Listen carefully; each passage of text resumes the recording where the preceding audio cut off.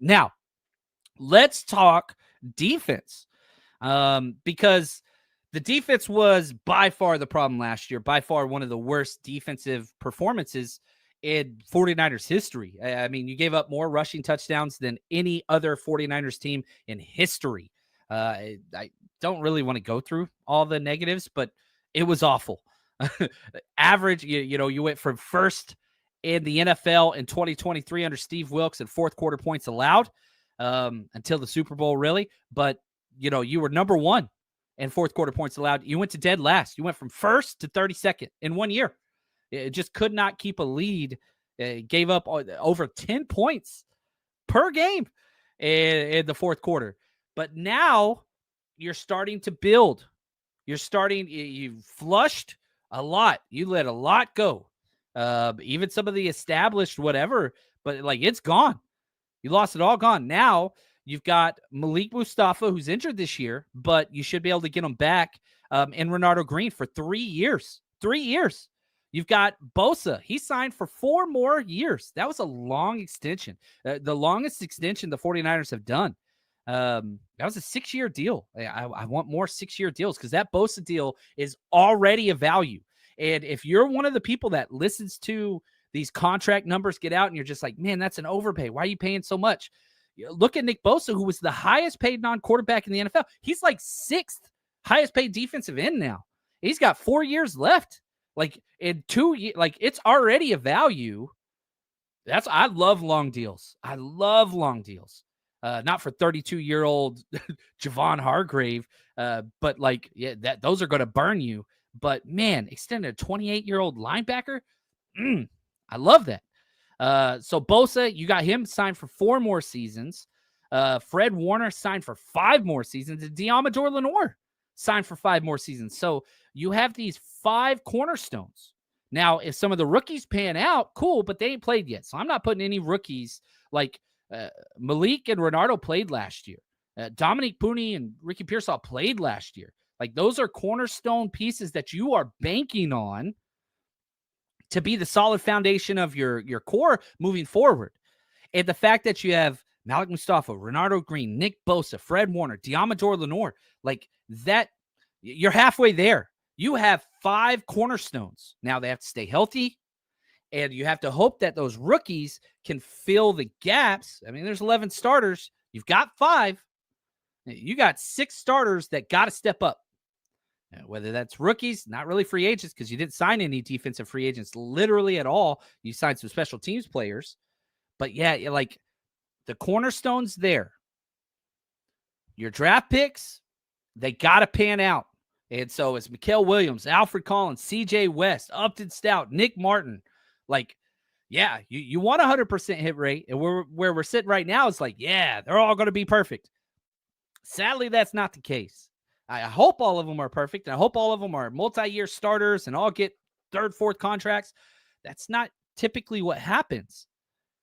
So the 49ers are in a little bit different path than what they have been, because you can no longer rely on 49ers redshirt and rookies. You can't do it because you allowed so many starters to leave and you didn't replace them in free agency. You chose the draft. So the foundation is there. And I really, really, really do like that. It's just, what does this season look like? Well, you've got a great schedule. You've got ample rest days. We're going to do a full schedule breakdown and where I rank 1 through 17, most difficult. But this schedule is awesome. You finished 4th place, dead last in the NFC West last year. This is the positive. You get an easy schedule. So very, very, very excited for that. Now, I want to take a second, because we talk about these deals, Brock Purdy, George Kittle, Fred Warner, but when we talk about them and the excitement's there, we don't have the numbers. Well, the George Kittle numbers are out. And that's exciting to me, because again, the 49ers had $50 million cap space before these extensions, before Kittle, before, Warner, before Purdy. They had a lot. And I was really hoping that they would front load some of these deals, because you have the 2nd most cap space in the NFL, right? That's not what they're doing. In fact, George Kittle's salary cap hit number for this season went down $7.8 million. His extent, like the 49ers have a blueprint when they sign these deals, push it back, way back. And so his cap hit, it's 14.2 million now. It was 20 million. It was a 20 million. It was like 21, 22 million. Like it's gone down. Fred Warner's cap hit is going to go down. Brock Purdy's cap hit's going to go up because it was so low. But like the 49ers continue to say, look, we're pushing everything back. We're expecting the cap to continue to grow. And here's probably one of the better news and why you should get all these deals done right now is because 2025, this season, is the last COVID cap year that is affected. So when COVID happened, right, the salary cap is devised from the revenue that is brought into the NFL. Well, when COVID happened and you couldn't have fans in all the seats, you lost a lot of revenue.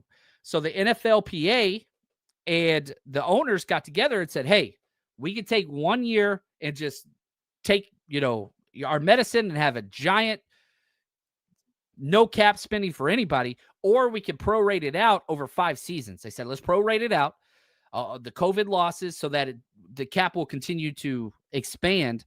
This is the last year. That cap is going to explode with all the international games and like Paramount getting a game, Netflix getting a game, Amazon getting, like, I hate all that stuff. But the positive is it's more money, and the more money means more cap. More cap space is good for the 49ers because they're betting that the cap is going to continue to increase. So if you look at George Kittle deal, like his cap numbers are all reasonable. In fact, his largest cap is $24.5 million. It's a void year in 2030. So they are saying we need cheap cap now. This is the way they do things. And we're just going to continue to roll forward all that excess cap spending. The only one that's not really like that is the Brandon Ayuk deal. That is a terrible deal. It is scary, scary, scary when you look at those cap numbers. Again, listen to George Kittle's cap numbers: 14 million, 16 million, 17 million, 18 million, 20 million. Then whenever the void year happens in year 2030, when he's 37 years old, 24.6 million. None of those cap numbers are large at all. And the fact that tight end and linebacker are so cheap, like, I love that because you get to take advantage. Like, they're not hurting you. Now you look at, again, Brandon Ayuk. Listen to these cap numbers. Again, his cap number for last year was 5 million. This year, 9 million. Not a big deal. Brandon Ayuk. 15 million next year, then 41.4 million, then $43.3 million, then a $14.5 million void year cap hit in 2029. Are you seeing a theme? I think we are. But, to Rusty's comment earlier, like restructuring Brandon Ayuk, man, you've got back-to-back $41 and $44 million cap hit numbers. Like, that is, that contract, 49ers got hosed. But if he comes out and has, 2 to 3 all-pro seasons, you're getting what you're paid for. But you're paying all-pro money to $41.5 million, $43.3 million cap hit. Like, they're going to have to restructure it. They're going to have to. They're like, that's a killer. Those are some killer deals. But by the 49ers, cutting all these players, trading Debo, and, whatever else, and taking $81 million dead cap space this year, it does help mitigate that. But it is kind of just like, there's a lot. Those are some major. I can't. The Brandon Ayuk deal is the worst deal I have ever seen the 49ers front office give out. And that's worse than D Ford. Yeah, I think it's worse than, I put it up there. Hargrave was probably the worst. And so, okay, well, let's go. We talked about Bosa. Let's go to Bosa. Last year, Bosa's cap hit was 14 million. This year, it's 20 million. Next year's 42. That's high. 52 in 2027, 42 in 2028, and then a $5 million void year in 2029. But in my opinion, a defensive end that was defensive player of the year, you can swallow that a little bit more than Brandon Ayuk, who, I like Brandon Ayuk, but I don't put wide receiver close to, defensive player of the year, defensive end, and Brandon Ayuk doesn't even have an all-pro year yet.